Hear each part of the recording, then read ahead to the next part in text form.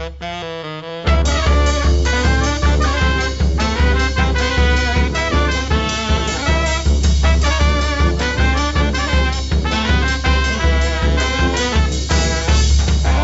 to RhapsodyCast, episode 9. I'm Matthew. Oh, shit. I'm Travis. That's right, you're Travis. Just in case you forgot. I was reading something, but yeah, go ahead. I hope it was a fantasy story. It actually was sort of a fantasy story. Sort of. Convenient. Yeah. So, Travis, what cool things have you done since the last time we recorded? That depends on what you think is cool and what everybody else thinks is cool. Because I've been watching a lot of fantasy drama TV. What is that? It's dramas that have fantasy in them instead of just like regular soap operas. Like Passions? Sort of. Well, I don't know. Does Passions have fantasy stuff in it? I've never actually watched it. Passions, I know, has a midget and a witch. Oh my god, I seen an episode when I was like 12. It had the Satan was in her basement. I can believe that. Yeah, okay. Now I know what you're talking about. But sort of. Not really. It's all Korean though. Oh. Yeah, apparently they're like 10 times the better actors that Americans are. And it's a lot better. And I've actually cried a couple times. But it's really good. So I've been doing that a lot. Are you viewing this in a place where people could legitimately view it as well? Yes, actually. It's on Viki.com. How do you spell that? Viki.com. And it actually has worldwide TV shows, but Korean is actually the most popular on that site. And this and is it's all subtitled. Totally legal, not FBI watch list. It's like Hulu for the world. Okay. Actually, yeah. World Hulu. Yeah. Same amount of letters. Yeah, actually, it's even more. I forgot where I found it. I think it was in a place someone recommended it to me with Hulu. Huh. So yeah, it's good stuff. Good stuff. And they have fantasy elements to the show, huh? Yeah, you can pick your genres of what you like when you sign up, and they give you suggestions. And then like the very first show I watched was called like My Love from the Stars or whatever, and it's about this alien dude who's like dying and has to leave, but he ends up falling for this chick. But yeah, I got addicted right after that one, and then I've watched like 6 or 7 shows so far. Interesting. I once watched a few episodes of an anime that was an interesting fantasy drama concept where there was a war between the humans and the demons, and like there was this prophecy that this great hero would arise and slay the demon king. And this guy, shows up, 10 years into this war or whatever, and he's meeting all the criteria of the prophecy. And so everyone's like, you need to go fight the Demon King. And he goes to fight the Demon King, only to find out... It's a girl? Only to find out it's a girl. I've seen it. Oh, yeah? It is actually really good. The first episode was amazing. The second episode was a little less so. And I just don't have the schedule that allows me to watch all that much TV, so I only saw the first 2 episodes. If they translated it and dubbed it into English, I'd probably buy it just based on only the first episode, because it was that great. It actually it slows down a bit, to get the backstory of some of the characters, but it speeds up again. And my favorite character, because you know how he was with, like, 3 other heroes? Yeah, he had a whole adventuring party. Yeah, the mage is my favorite character. She's schizophrenic, and it's really funny. And, like, her magic gets more powerful when she changes to her other identity, which comes out randomly. Nice. Yeah, it's really cool. Cool. And I know that one was on Hulu when I was watching it. Yeah. But I can't pronounce his name because it's in Japanese. It's Mao something, because Mao is how you say Demon King in Japanese. Exactly. Also, this week I watched the new Hercules movie in theaters. Oh, yes. With Dwayne "The Rock" Johnson. Amazing. It was... Like, I went into it, I just, in the last few weeks, watched The Legend of Hercules, which was the other Hercules movie to come out this year. It came out in January, somewhere around there. That one, terrible. Do not see it.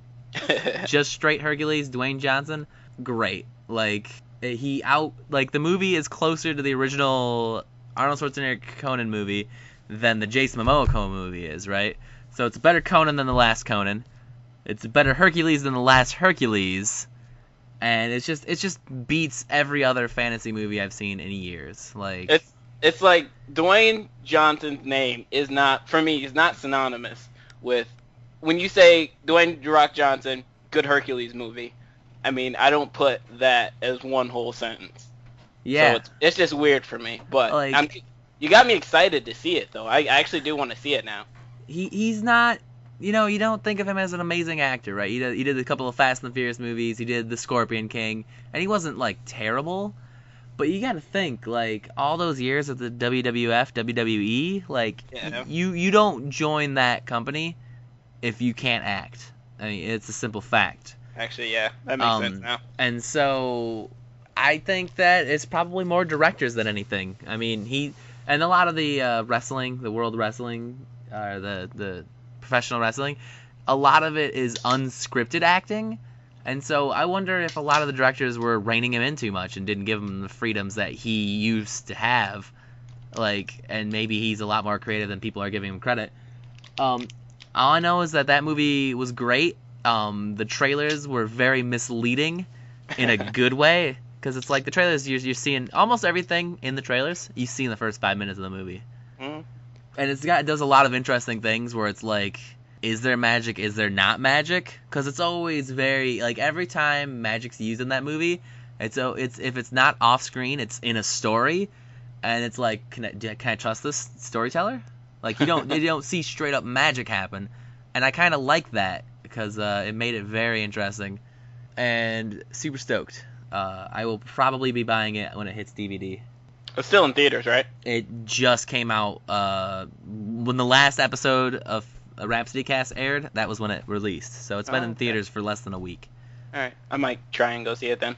Yeah, it's high on my list for this year, and I see a lot of movies. I do another movie podcast called M Wire Weekly with Nate and Nate's roommate Kevin, and so I've seen probably 20 movies in theaters this year.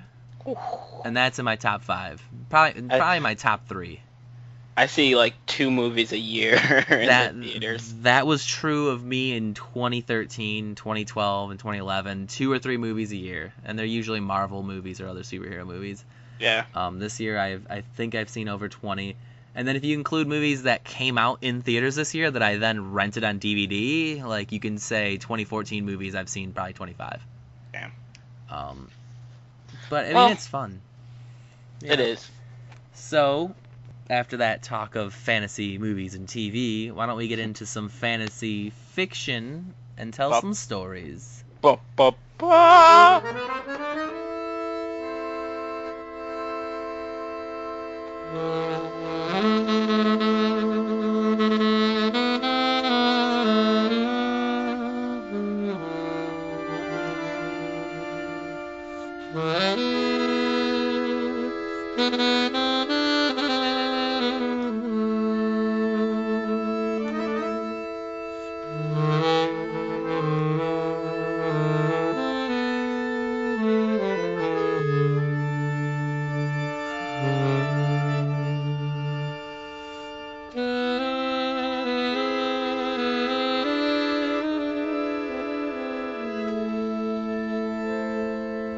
Alright, our share prompt were Thieves. Thieves.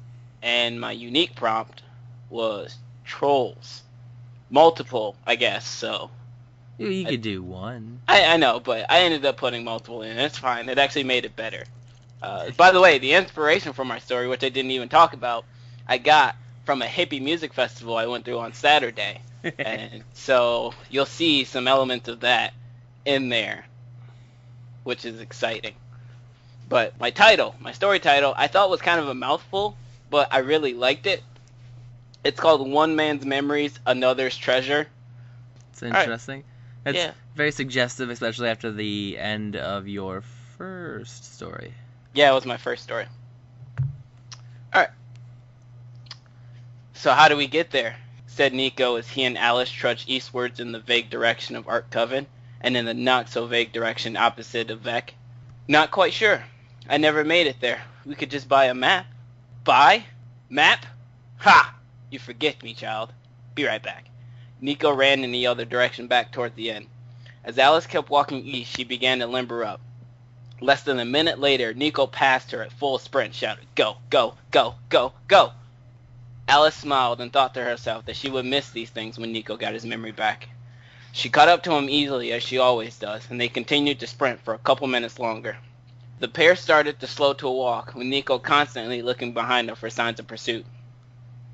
He looked at Alice and smiled his "I'm a thief" smile as he brandished the map he had just acquired. "Didn't even see me," he said, as he opened the map to plot the next course of their journey. "So Ark Coven's our destination. It seems to be a pretty straight journey from here to there." "Straight is what it would be. Easy, too, if it were not for that giant mountain obviously between us and Ark Coven," Alice said, punctuating her point by showing him the very visible mountain lines blocking Ark Coven from the western half of the continent. "Yeah, that does look like a problem, doesn't it?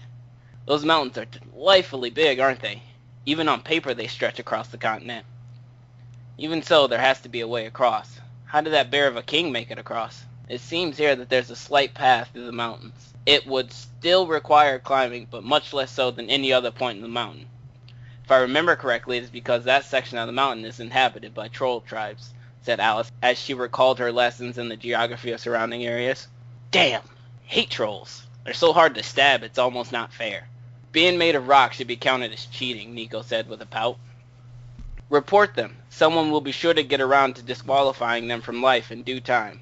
While we wait for that to happen, we should make our way there, because it's our only option." "Oh, fine. I guess we follow the yellow dirt road to what I assume will just be more trouble. Trolls hate humans. They hate us so much they find us delicious. You can't reason with them either. Trying to tell a troll not to eat you is like explaining physics to a 5-year-old. Don't worry so much, Nico. You will figure it out when you arrive. I believe in you. I think if you weren't so adorable looking, and I didn't know you were the most dangerous person I'd ever meet, I would have left you a long time ago for all the trouble you'd cause. Let's go, little danger. To Ark Coven. And the real me, I guess."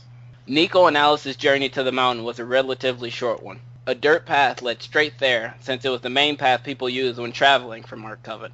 People really only traveled from Ark Coven, and the only ones to go back were the same who just recently left. That was because it took at least some skill or magic to actually make it through the mountain path. It wasn't a particularly dangerous path in itself. It was, however, made dangerous by the things that lived around it, namely the trolls. The trolls had inhabited the mountain longer than anyone could remember. Their only habitat seemed to be the mountains, but there were a lot of mountains, so there were a lot of trolls. They separate themselves into tribes and rarely associate with each other. This is because of trolls being very territorial. No one has ever figured out why trolls hate humans. No one has ever even had the chance to ask without being eaten or beaten before receiving an answer. If successfully questioned, though, the answer would surprise anyone. The trolls don't hate humans. They don't really hate anything. They're just grumpy.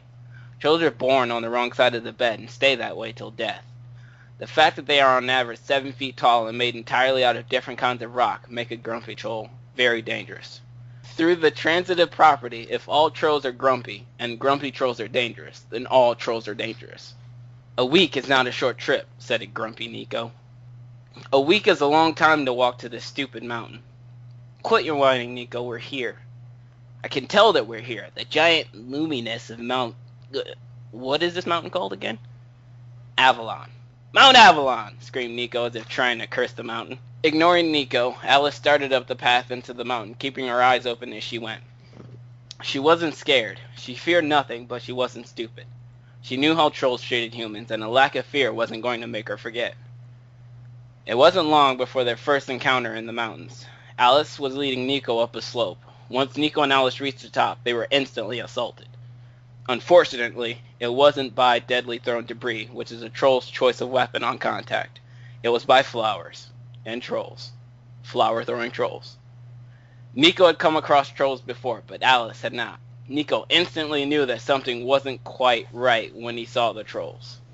"They're covered in flowers," said Nico, with a mouth hung open with disbelief. "I was more shocked by the fact that they aren't trying to kill us," Alice said, with the hands on the sword at her back.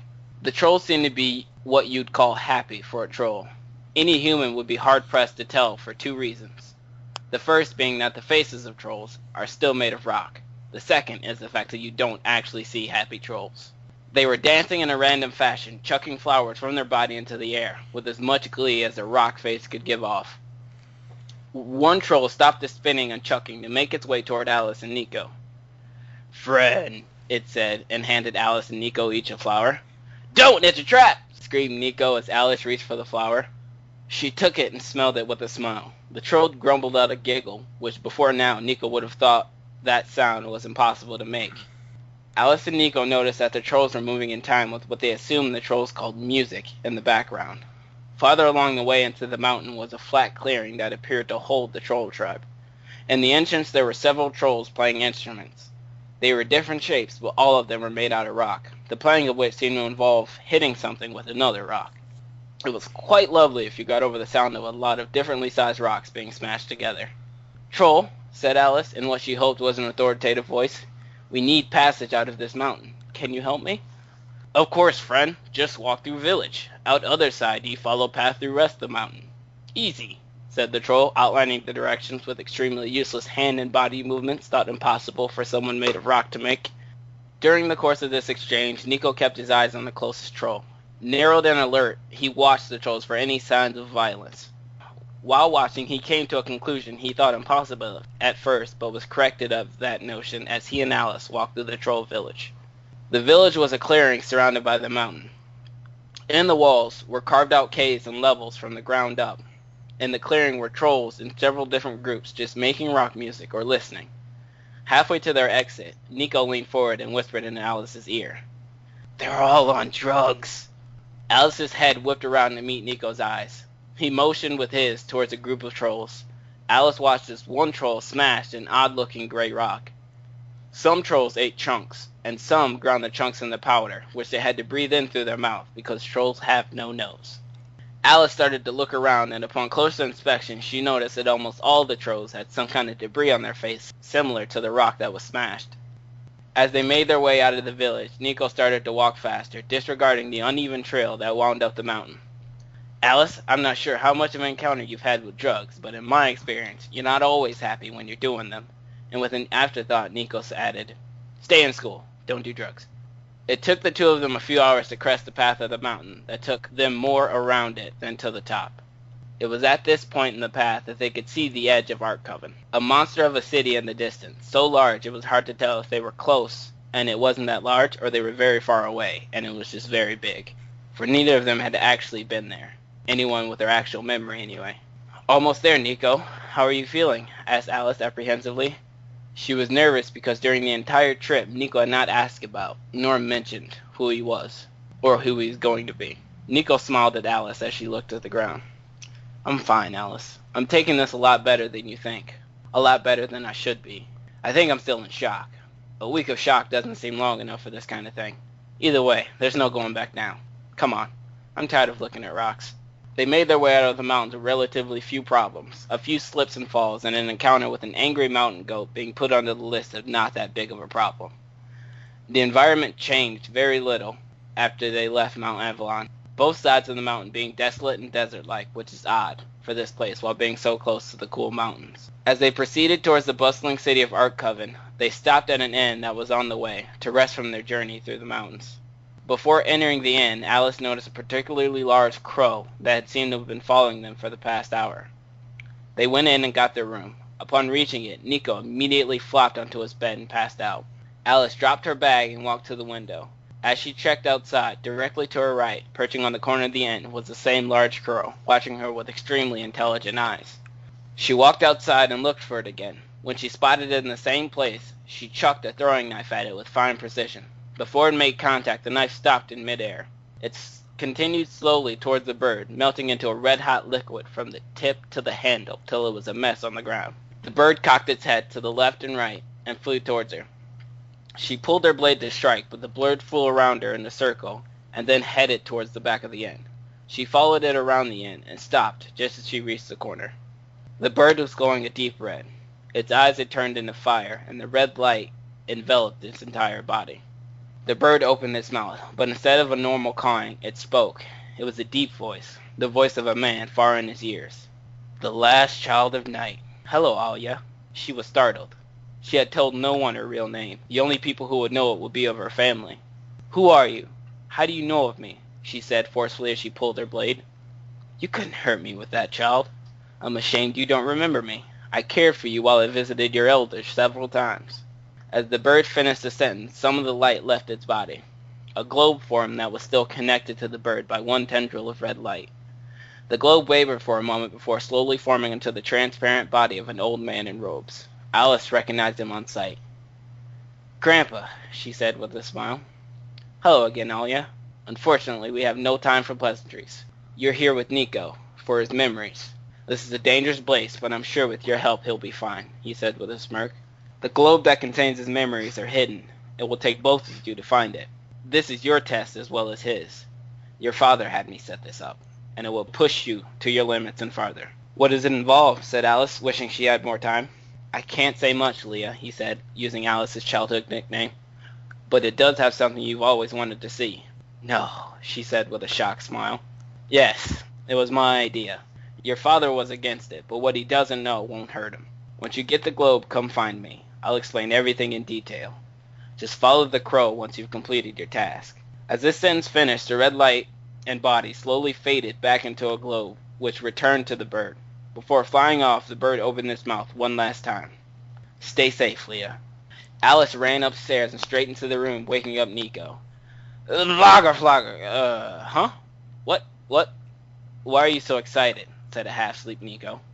"My grandfather was here. He's the wizard we were looking for. I know where to go. He told me. Test. Crow." Alice's sentences got smaller and smaller as she got more excited. She paused and collected herself. "I know where to go to get your memories back. I don't think that is what's making you so flustered. What else is there?" "Of course. I was saving the best part for last." Nico, with a mounting dread at what could make this mini assassin so happy, asked, "What is it?" Alice smiled the biggest smile Nico had ever seen. "Dragons, Nico. Dragons." The end. Whoa. Yeah.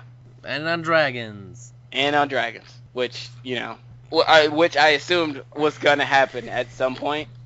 And I kind of want to be end on that if Nate comes back and you guys are doing dragons. I don't know when we'll do dragons. 'Cause he had dragon as a unique prompt. There are, we got some casual rules on prompts. It does. Well, I could probably come back later and make the story with something else. A story that has a dragon in it. Yeah. But I mean, dragon, we have some rules. We have a bunch of rules. They're not written down anywhere. And I might be the only one who knows them. Yeah. Nate and I discussed a bunch of rules early on. And one of them was the no tagbacks rule, where it's like, if you get a unique prompt and you're like, I want to see the other guy write a story about that, no tagbacks. You have to wait for at least 2 episodes before you give it to him. That's fine. But yeah, I mean, if it's a unique one, he could wait. He could, when Nate comes back. Nate told me what he wanted to do for his next prompt, but that was a month ago. So I hope he does it, because I've gotten a story half written in my mind. What is it? I'm not going to reveal that at this time. Although in the next episode we record, where Nate should be back, yeah, if he doesn't use it, I'm gonna be upset and then point it out to him. Because he actually invented a character in his 3rd story. I think it was his 3rd story. He wrote 2 pages, and then scrapped it, and then overnight rewrote his whole story. I remember that. Yeah, and that character is fits this one prompt, and so he's gonna use that prompt to use those pages, because he keeps creating more and more, talk about this character in his head, and he wants to use it.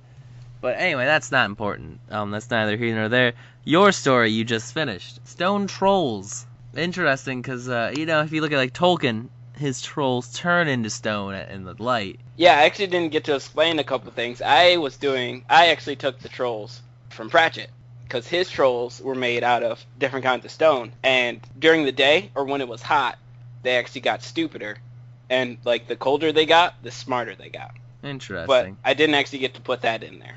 So this stone, they're made out of different stone. Is it one guy's made out of 8 different types of stone, or no? It's each one is made out of different type of stone, which I probably should they're in there somewhere.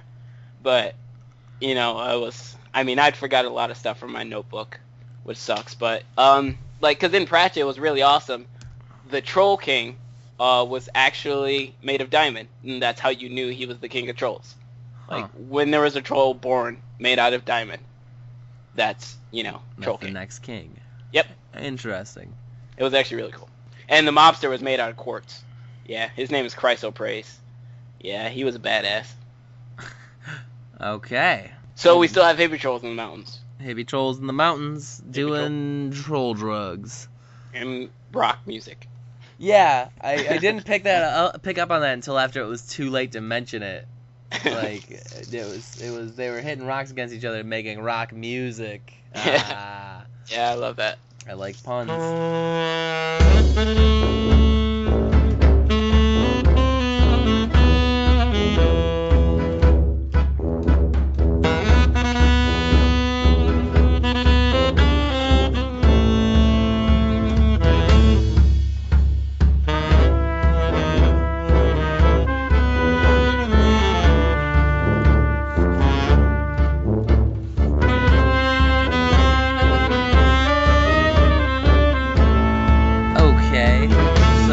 Shared prompt thief. Unique prompt you gave me was gladiator.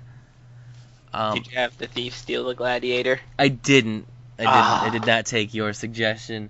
Damn it. I actually cut my story a lot shorter than I expected, and I'm going to talk about that after my story sometime. I got some announcements to make, but I did not have him steal a gladiator. And you actually suggested a female gladiator. Yeah, because I think you wanted like him to save a girl or something like that. No. You brought the girl up. I said I was thinking about having him steal whatever you gave me as a prompt. Oh you yeah, gave that's me right. the gladiator prompt. You're like, well, yeah, you That's could steal right. a gladiator and be a lady. And I was like, I don't know. This might sound weird. I'm trying to avoid making too many cool female characters because I found that I like my female characters a lot more than my male characters, and I don't want to become just a guy who's just writing a bunch of stories about a bunch of girls. Like, I'm all for a lot of cool female characters, and they're underserved clearly in a lot of fiction and movies and stuff. But I don't want it to be only that. I think that seems creepier. Yeah. And so, Actually, now that I think about it, like I like Alice a lot. yeah, but Nico's at least fun and interesting. Yeah, but Alice is the muscle, which is kind of a flip. Yeah, I think my strongest character is probably Cassandra. Which one was she again? She's the Amazon from episode 2. Yeah, that's right. I thought she died. No. Didn't she get like ripped open? No, she tore a dude open. Oh, okay. No, I'm backwards on that. Should, All right. You should probably re-listen to episode 2 because it was great. I thought someone like got stabbed through the stomach with a spear. That was the dwarf and not with the spear. Oh, okay. Okay, so my story of thieves and gladiators is called Chasing the Dream. And that'll be a pun that you'll get towards the end of the story. I hope so. Anyway, I'm sorry. You're not what I'm looking for right now. The voice came from a dark figure sitting in a corner of the Golden Eagle Tavern. What do you mean? This much deeper voice came from a man standing across the table from the first. We have slain many foes. We have never failed a quest. Noblor, the first speaker, had been dismissively staring into his ale glass. Now he looked up at the party before him. The man at the forefront was a rippling mass of muscles with a short sword at his hip. He wore a helmet with an elaborate mask that was locked up and out of his face. On one side of him was a female form, swathed in a dark cloak, a bow sticking up off her back. On his other side was a dwarf in worn enameled armor, cracks and gouges marring its once smooth surface. He wore a white tabard with a holy symbol of Venus, an iron gauntlet balled into a fist, embroidered on it in red. Noblor took them all in with a bored glance.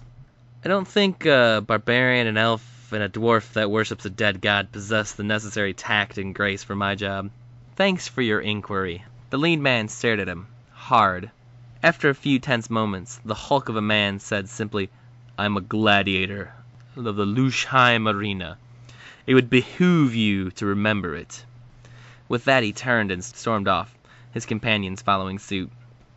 Noblor sighed, wondering if this was the best way to go about this. He needed something discreetly retrieved. He was fairly wealthy, but not of enough nobility or status to have a private thief on retainer, or to have contact with the Thieves' Guild. or however highly influential people got things stolen. He knew they did it all the time. He was sure. It was the only explanation for why some important items of his had gone missing. So, since he lacked the connections, Noblor found himself here, in the shady corner of the shady Golden Eagle Tavern, looking for shady characters. He had told the barman that he had a delicate job that needed handling, and had paid the simple man a gold crown to send the most capable patrons his way. Apparently the barkeeper thought most capable meant all, and Noblor had begun to tire of the useless stream of rabble he was constantly turning away. At least his gold piece bought him all the ale and food he wanted. "You hirin'?" a voice equal parts gravel and squeak asked. Noblor looked up from his ale mug musings. The man who stood before him was barely a head taller than the table. "Not a gnome, I'm not," Noblor stated. He hated gnomes, from their bulbous heads to their disproportionately large hands. They were like massive babies, only louder and smelled worse. Wow. That's brutal. Dude, he doesn't like gnomes. The gnome looked around, then gestured to the general area. "Doesn't seem like you've found your man.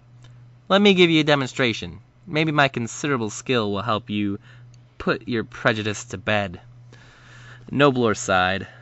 "Pull out a coin and put it on the table here," the gnome continued, as he pulled out the seat and slid into it. The wealthy human just stared. "Hup, hup, quickly now," the gnome pressed. "Give us a coin." Grumbling, Noblor produced a coin and dropped it on the table. The gnome whistled. "Tiara, eh? Looks like you trust me already." He didn't trust the smaller man. He just didn't carry smaller coins on him. The rich didn't need to carry small change. "Watch this," the gnome said. Then he flicked the coin into a spin. The silver coin spun around on the bar table, the light flickering and dancing about it. The gnome's eyes darted from the coin to the skeptical man he was trying to impress and back again. Noblor's gaze was simply locked on the small nuisance sitting across from him. The coin spun around, unwavering on the table for a few seconds. Then the gnome smashed it flat against the table. He then lifted his hand, showing an empty palm and a bare table. "Pretty impressive, huh?" the gnome asked. "Just a simple parlor trick," Noblor brushed it off. "Not nearly as impressive enough to convince me to hire a ham-fisted baby man." "That might be a simple trick, but what about this?" The gnome reached behind his head, then produced a familiar-looking coin purse. Noblor glanced down at its belt, and then his eyes went wide with shock. "Give that back, you freak!" he shouted as he snatched the pilfered coin pouch from the small, roguish man. "Get out of my sight, or I'll have you arrested for thievery. I thought you were looking for an experienced thief." He shrugged and turned away, adding an "oh well" as he left. Noblor sullenly sat in his corner, drinking each ale the barmaid brought him. His unfair lot in life was really starting to grind on his patience, and he was getting angry. More than once the bartender pointed him out to incoming adventurous types. Each time he stared angrily at them until they decided to avoid him. It was a few hours and a few more ales before someone finally approached him. Ready to pack up and return to his manor and defeat, Noblor was surprised when a wiry boy of about 16 stepped up to his table. "I hear you're looking to hire someone?" He looked the newcomer over. The boy wasn't very tall, slightly built, and kind of skinny. He wore traveling clothes and had a worn rucksack thrown over his shoulder. He was even human. He looked the part entirely. "Tell me," Noblor said, slurring his speech a little, "are you an adept thief?" The boy glanced from side to side to make sure no one was listening to them before answering. "I've studied the roguish arts for most of my life." At this, Noblor smiled. Noblor painted a drunken picture of another, happier time. He lamented a love lost, regaled with stories of picnics in the summertime and long winter nights. Chase had trouble following the exact line of the story, but he got the gist. Essentially, this guy fell in love with a woman, gifted her a rare book, and then she fell out of love and took the book with her. Chase wasn't sure how long this romance had lasted, but that really didn't matter. He was happy to have a paying job. He couldn't believe that in the first inn of the first town he had come to, a thieving job had just landed in his lap. Thinking back on the conversation, he'd hoped this nobler guy understood that when he said he had studied the ways of a rogue, that he meant that he had literally studied them, with no real practice. It didn't really matter, as long as he got the book and got out, unseen. He stopped outside his mark, a tall, looming mansion with a sharp, wrought-iron fence. Just 2 days ago he had left his father's farm, and now he stood at the gate of destiny, about to become the cunning, debonair adventurer he had always dreamed of being. From his knapsack he pulled out his grappling hook and a length of rope. With a quick spin he tossed it over the fence, then began to ascend the first of likely many challenges he would face tonight. To be continued. You do your ends a lot more dramatically than I do. You gotta end on a good note. Also, I liked the idea of him standing outside of a gated fence and then, like, at the precipice of his destiny. Like, the gateway to destiny. Is that your word of the day? Precipice. Precipice? It's a good word. Yeah, I actually, bad. Nate and I talk a lot about research and stuff, because, I mean, a lot of research usually goes into a story when you're writing a story. Mm-hmm. And I actually kept track of everything I researched and every word I looked up to make sure I was using it right. Some of which I don't even know if they made it in. Like suave, forefront, heraldry, sullen, skulk. No, not skulk, sulk. Skulk is different. That's like grumbling. But I guess it's like sneaking, but not quite. Yeah, that's what I was about to say. I feel like a grumbling sneak. I think of trolls when I think of skulking. As like a heavy sneaking. Like the best a heavy person could do when it comes to sneaking is skulk. Yeah, that's about what I do. What I wouldn't even imagine you trying to sneak anywhere.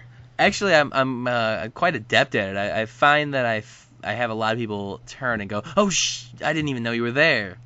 It would be actually quite a surprise to see you come out of nowhere. I guess I've always just been quiet. I remember my mom used to tell me she'd check in on me because I would be in my room for hours not making any sounds, and she'd be like, "Are you still alive in there?" Which, I mean, as a kid, I didn't really think about it, but as an adult, it sounds almost like... Yeah, you were weird. just... Like, I don't know. I didn't need to make sounds with my G.I. Joes. So that's my first multi-parter, part one of many. I know Nate's last story on episode 7. The one with almost one. Well, it was like one thing from a couple stories that he put in there. Like, he draws on almost every story he's ever written with each new one. Yeah, I still enjoy that like Power Ranger type thing that he did in that one story. Yeah, the very first story with Lord Zordis. Yeah, that's right. I didn't get it. I think I actually mentioned that in the podcast. I did not get it until way too late that he was making a Power Ranger joke. I think the main problem was I got hung up when he said a dark elf, because dark elves are things that are in some fantasy but not other fantasy. Yeah. And they're of questionable use because, like, I want to say they were created in Advanced Dungeons and Dragons for the Forgotten Realms campaign setting as drow. I think those were the original dark elves. And they've since found their ways into other things, like they're in the Elder Scrolls world, they're in the Lineage world, and they're kind of like acceptable usage as long as you call them dark elves and not drow.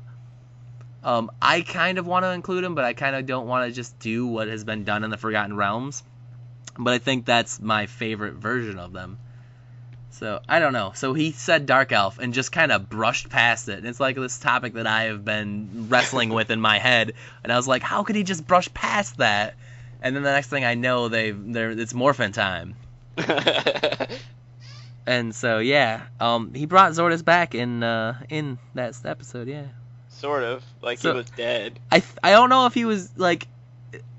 Its head was on the wall. Yeah. Like, I didn't really think of that as him being dead at first. It felt more like it was, like, might have been a painting or a sculpture. Oh, okay. But yeah, I think the suggestion was he's dead. Nate really hated that story when he was done. The later one or the earlier Zordis one? The Zordis one. His first story he ended up not really liking. It was hilarious to me. I thought it had some good humor. I think my only problem with it was at the end everyone died except for Zordis, and he was and like, I don't know, I guess my very first story, I wrote it with the express intention of these characters are going to come back. You're going to see these characters again. I'm setting up a story here so you can get a feel for these characters. And then he wrote a story in which everyone dies. And so I can see where that could be upsetting or a problem or whatever. But other than that fact, I enjoyed the content, and I have enjoyed every one of Nate's stories. Now that I think about it, I've kind of skirted the whole character death thing. I don't know. I mean, I just feel like killing off characters is an awful idea, but I think it might be necessary for, you know, our like modern take on books, because in almost all the newer books I've read, important characters usually end up dying. It's interesting. The first time I ever encountered that, like, was the Gunslinger by Stephen King, the first of the Dark Tower books. That between the first one and the second one, not only does like almost every important character die, like everyone except for the Gunslinger is dead by like the first chapter of the second book. Not only does that happen, but in the beginning of the second book, spoiler alert, the book came out 30 years ago, and is amazing. You should read it, even though I'm half ruining one little bit. Like, but right away he loses like a couple of fingers on his main hand. Damn. And he's a gunslinger. And it's like, I was just reading this, like, holy crap, you can put your characters through misery. Like, your characters can lose their fingers and lose everyone they know, and it can still be compelling and interesting to read. And I read that was like freshman year of high school. And so the first story I wrote after that, I killed off a character, and like literally a lot of people got very upset about it. It was interesting. I guess I was doing that.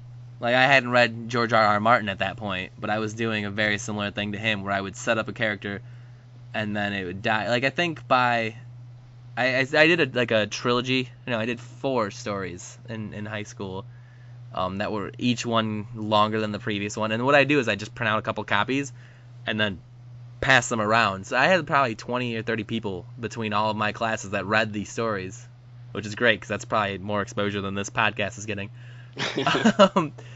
And like by the 4th one, I think every character from the first 2 were like, every character from the first 1 were dead.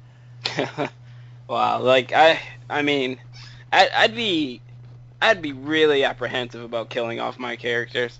Well, mostly because so far, what have I been on? I've written 3 stories, right? 3 stories. 2 out of the 3 stories, like the main character is my favorite. Yeah. And I haven't actually had too many stories. Not like, I mean, I guess I forgot what story I wrote last time. I can't even remember. You remember what it's about?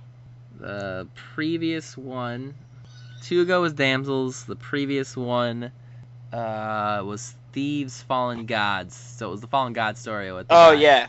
guy Okay, with the yeah. super armor. Okay. Yeah. Well, I could kill him off. I mean, I don't like him as much as Nico, but The problem with killing that character off is he's the only character. Well, by the end of the story, he was like 50 really or 60. Yeah. Yeah, but like you could tell the story wasn't over based on how it ended. Yeah, he was definitely getting ready for another war or whatever. So, but yeah, it's just killing off characters is a controversial subject for me. Yeah, I don't know. I like doing it, but at the same time, I'm afraid to do it now because it's become more commonplace, and I would rather not feel like that guy who's doing something that everyone else is doing. Even though I can say, and you can hear me say, like, hey, yeah, I did this back, 15 years ago. Yeah. It doesn't mean as much if you weren't there.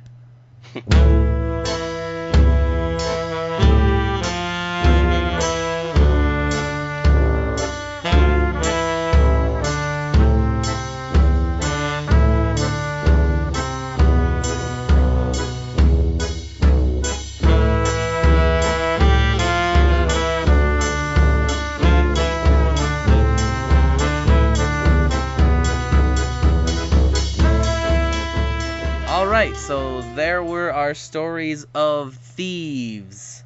Like them or not, those characters will be back. At the end of the show here, I want to talk about a few things. It's been an interesting ride. We're on episode 9, which means we've been doing this podcast for over 2 months, every week. And Nate had some troubles between his working career. He works 2 jobs, one of them full-time, the other one not.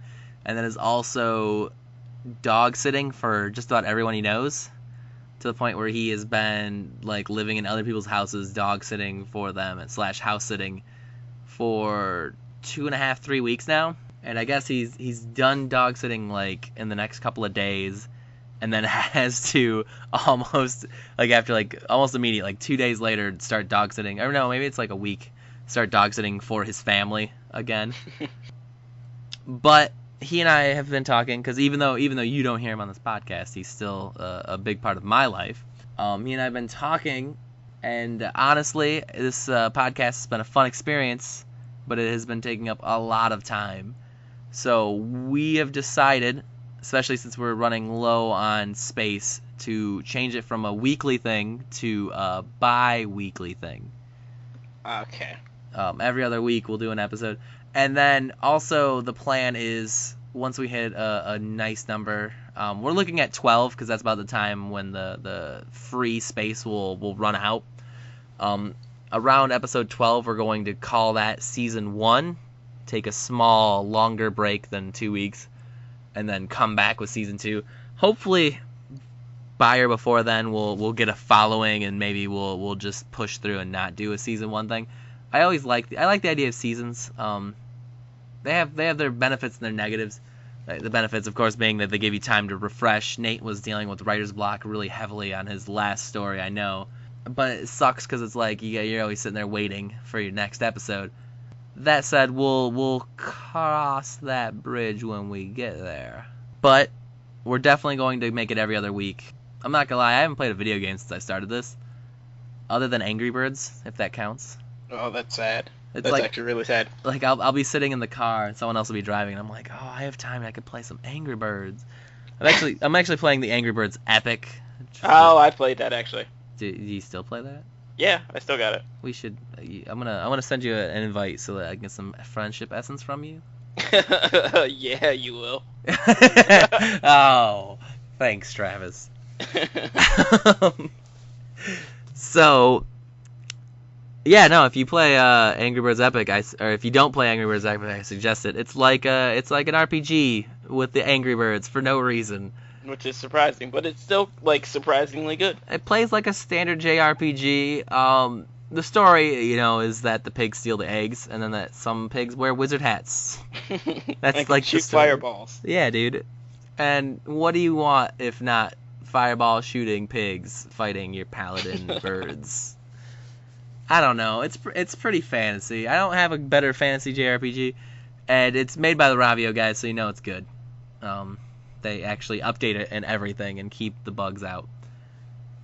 But that's neither here nor there, which I think I've said twice now. So, for the next episode, episode 10, where Nate returns, finally, and Travis will write his last story for a short period of time, probably for the rest of season 1, although we might bring you back for the finale, because you've been here for a while. Burn. It's your turn to choose the shared prompt. What do you got? Based on your comment about your world, I figured I'd go with something a little less obtuse when it comes to fantasy. Like, something a little less, something more subtle. So, okay. I don't know. I went with, like, at first I started with slaves, and then I realized you gave me that one. Like, that was my unique prompt. So, yeah. No tag back rule, but I think since that was not for this episode, I'd accept it. But no. For shared, I want it to be a summoning ritual. Yeah. Summoning ritual. Doesn't actually have to work. It just has to be a summoning ritual. That's kind of the two states you get in a summoning ritual are working or not working. Yeah. So, didn't even have to be like real magic heavy. Just some idiot drops a circle and wants to summon a chicken. Bam. Summoning ritual. Okay, I totally forgot about prompts until about 2 minutes ago. Yeah, that one I just came up with while I was stalling. Nice. Dang. So, now we need to do unique prompts. Well, here's the question. Let's do a rock, paper, scissors thing. Do you want to do me and then I do Nate and then Nate does you? Or do you want to do Nate and then Nate does me and then I do you? Nate can do me. Nate can do you. All night long. And Okay. then I can do you, and you can do Nate. Okay. Well, then, our readers, because we have readers, our listeners are going to, I guess that's different, like, because on MWire we accidentally say viewers sometimes. I went with readers, which just shows the difference between a movie podcast and a fiction podcast, huh? So, our listeners will have to be in suspense over what Nate is going to give you then. And then I will give Nate's unique prompt. I'm going to say a Birdman, because you're talking about Angry Birdman. Oh, I was actually going to do some type of animal type thing. That's fine, dude. We've had a lot of those. I mean, the first prompt ever given was Lizardmen. Okay. I was actually going to go with a mutated animal. Well, not like mutated as in, some chemical substance fell on it. I mean, like, it is a normal animal that has been changed by something. So it doesn't even actually matter what you change it with. Okay, is that what you're actually giving me? Yeah. Okay, a mutated creature. A mutated animal? Yeah. Okay, I'm going to text Nate now, and he will not get back to me for at least an hour. I'm going to be at bed when that happens. All right. So I'm sorry that your prompt will have to wait until tonight when we see each other at work. Tomorrow. Yeah. I have a weird concept of time and reality. No. So do like most of the people at UPS now. Yeah, it's a little weird. So, when I see you next, I will tell you what he said. All right. And I will post it on the Twitter for anyone who's super curious and cannot wait the 2 weeks to see what. It's funny because there's no one. Anyways. There really isn't. I'm actually going to post this stuff on my Facebook. I actually have a ton of friends who listen to podcasts, so. Nice. I don't know why I've been waiting. I've just been, like, afraid, like, oh, Travis, you're on a podcast? It's so stupid. You're an idiot, et cetera, which is an unfounded worry anyway. Yeah. But it's still, like, it's like phobias. They're like, irrational. Are your friends this much of dicks? Well, mostly because that's what I do to them, so. I can see that. Yeah. If you're my friend, it's probably not going to feel like you're actually my friend. That's how I explain it. There's a bit of distance kept between you and your friends at times. Yeah. I can see it. All right. But yeah, okay. I'll totally put it up on Facebook. Okay, cool. Thanks. And anyone listening, all like 6 of you. I think I could name everyone who listens to the podcast. Which I'm not going to do for that being really boring. But tell a friend, tell a family member, tell a coworker. I think I'm going to reach out to the fantasy fiction guys. I've been telling Nate I'm going to do this. I was like, I'll do it after like episode 2. I don't want to do it when we only have 1 episode out. Here we are, episode 9. I haven't done it. And they haven't posted any in like a month or something because one of their members is moving coast to coast. So they have not posted it. It's like if I'd been a little smarter, I would have said something to them. They'd have gotten that out there. But like, hey, we're not gonna be posting, but listen to these dudes. They're like the coolest people on the internet. I bet they'd be really receptive. So I'm gonna ask them if they would give us a shout out if they like the show. So I'm gonna do whatever I can to get the show out there. Because I looked just recently and the most listened to episode is the very first episode, which has nearly 100 views. Wow, that's actually kind of surprising. Between everything, Podomatic, iTunes, and YouTube, combined. I didn't think we were gonna be like hitting the millions, but I figured a few thousand. I was grossly wrong. So word of mouth is only working so much, so we're going to make the words louder and the mouth bigger. Ha. Ha. Okay. So Travis has entered into a windstorm. Oh shit! Yeah, I forgot about that. I think that's a good time, if any, to end this. So, to use the catchphrase I coined a few episodes ago, this is the free fantasy for your ear holes. I hope you enjoyed it, and we'll see you next week. Later.